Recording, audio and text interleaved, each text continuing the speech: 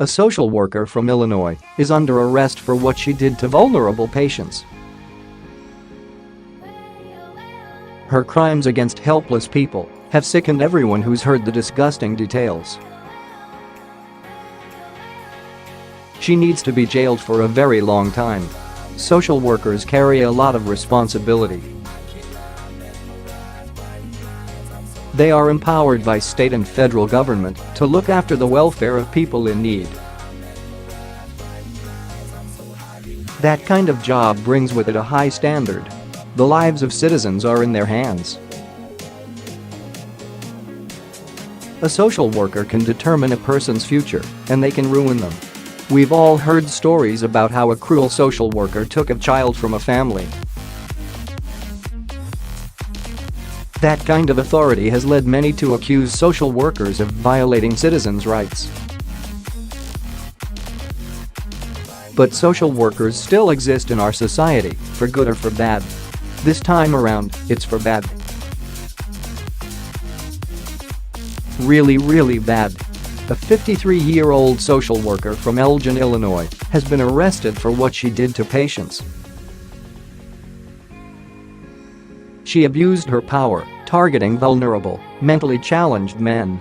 Over a period of 3 years, she sexually assaulted one of these victims.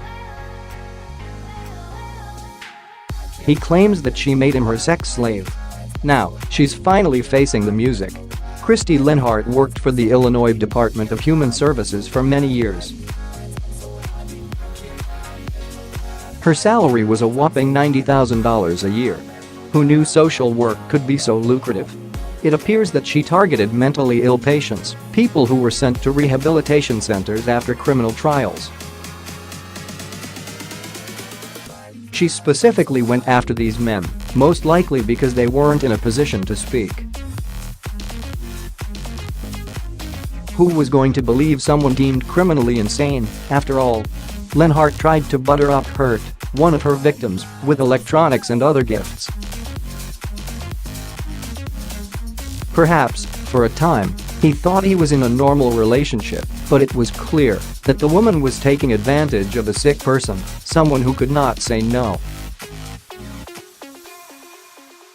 She could have easily made his life worse, being his social worker, had he denied her. That's pretty dark. There's no question she was abusing her position to take advantage of these men.